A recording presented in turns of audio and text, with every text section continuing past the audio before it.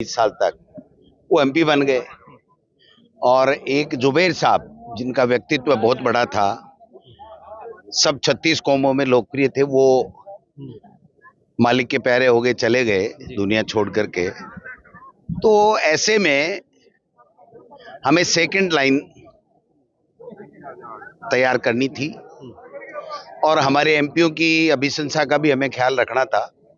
लेकिन झुंझुनू और देवली उनियारा में निर्दलीय खड़े हुए, बीजेपी ने फंडिंग की, माहौल खराब किया, थप्पड़ भी मारी, पता नहीं क्या क्या किया, और उसकी वजह से हम ये चुनाव नहीं जीत पाए, झुंझुनू देवली उनियारा वगैरह। लेकिन ये सरकार जो है ये खुश हो रही है 5 सीटों की बात करके। सरकार तो एक्चुअल में दौसा में चुनाव लड़ रही थी। मुख्यमंत्री जी का 3 बार आना, रोड शो करना, पैदल चलना, किरोड़ी जी का 3 महीने से वहां लगे रहना, तमाम 24 के 24 मंत्री वहां जाना, साम दाम दंड भेद बूथ कैप्चर वगैरह करना, उसके बावजूद भी वहां पर 2300 वोटों से हमारा एक ऐसी समाज का, कांग्रेस का कार्यकर्ता वहां चुनाव जीता है। तो मैं समझता हूं कि सरकार को ज्यादा इसमें खुश होने की बात नहीं है।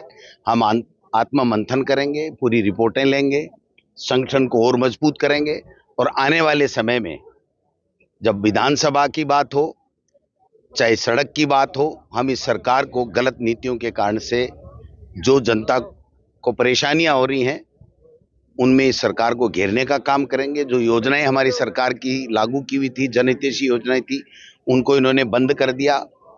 उसमें भी इनको राजस्थान की विधानसभा में सवाल उठाएंगे, मजबूर करेंगे कि वापस जनहितैषी योजनाएं के वो लागू करें।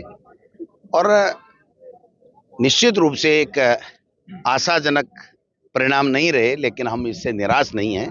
उपचुनाव में जब पिछली बार हमारी सरकार थी तो 9 में से 1 ही बीजेपी जीती थी, बाकी सारे के सारे एक संयुक्त उनका गठबंधन था, बाकी 7 सीटें कांग्रेस ने जीती थी। तो जब सरकार होता है तो लोगों की एक बात होती है कि इन्हीं से काम है, इन्हीं से विकास के काम है, इन्हीं से ट्रांसफर है, तो थोड़ा फर्क पड़ जाता है। लेकिन हम लोग और ताकत के साथ में, संगठन की मजबूती के साथ में आगे बढ़ेंगे और आने वाले समय में कांग्रेस जीतेगी। जी अभी आज पूरा संगठन एक साथ नजर आया है जूली जी के जन्मदिन पर। देखिए, सार्वजनिक जीवन में रहने वाले किसी भी व्यक्ति का जीवन उसके खुद के परिवार के लिए नहीं होता है, आम जनता के लिए होता है। और वो स्वयं जन्मदिन नहीं मनाता है, उनके कार्यकर्ता, उनके प्रशंसक, जिन लोगों की उन्होंने मदद की है, वो सब लोग एक खुशी जाहिर करते हैं, जिससे उस काम करने वाले व्यक्ति को एक नई ऊर्जा मिलती है, एक नए संकल्प के साथ में वो आगे बढ़ता है। आज जूली साहब के जो जन्मदिन के ऊपर सब लोग, एमएलए, विधायक, पूर्व विधायक, हमारे भंवर साहब, हमारे तमाम सारे के सारे लोग, कार्यकर्ता पूरे प्रदेश से आए हैं, संगठन के लोग भी आए हैं, सब विधायक लोग भी आए हैं। तो इनसे एक अच्छा माहौल भी बना है और एक नई ऊर्जा का संचार भी कार्यकर्ताओं और नेताओं में हुआ है।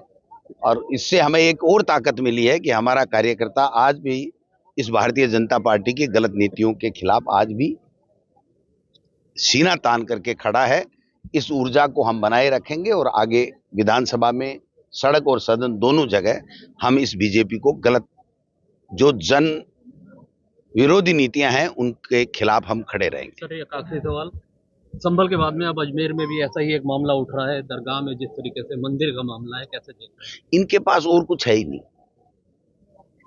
ईडी, सीबीआई, इनकम टैक्स का दुरुपयोग, धार्मिक ध्रुवीकरण, आपने देखा होगा रामगढ़ में उपचुनाव में किस प्रकार से ध्रुवीकरण किया। और मैं समझता हूं कि जब किसी के पास, आदमी के पास में कोई करने के लिए अच्छा काम नहीं हो, तो ये फालतू के विवाद खड़ा करके, चर्चा में रह करके लोगों को भ्रमित करने का काम करते हैं। ये राजस्थान की जनता भ्रमित नहीं होगी। जो देश का प्रधानमंत्री जहां चादर चढ़ाता हो, और आज नहीं वर्षों से किसी भी दल का प्रधानमंत्री रहो, वहां भी ये विवाद खड़ा करके और अपनी नाकामियां छुपाना चाहते हैं। मैं समझता हूं कि जनता सब समझती है, इनको जवाब देगी। बस आखिरी सवाल, हरियाणा में जो चुनाव हुए थे तब अपेक्षा नहीं थी कि कांग्रेस हार रही है, उसी तरीके से महाराष्ट्र में भी ऐसे परिणाम आए, क्यों ऐसे समीकरण लास्ट मोमेंट पे बदल जाते हैं? धन बल, सत्ता का दुरुपयोग, ये सब तो सत्ता पक्ष करता ही करता है। धार्मिक ध्रुवीकरण, कटेंगे तो बटेंगे तो कटेंगे, पता नहीं क्या क्या बोलते हैं।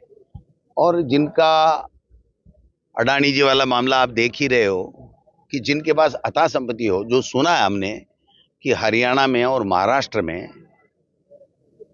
हजारों हजारों करोड़ रुपए भारतीय जनता पार्टी ने बांट करके चुनाव को प्रभावित करने का काम किया है। तो ये सब चीजें लोकतंत्र में सही नहीं है।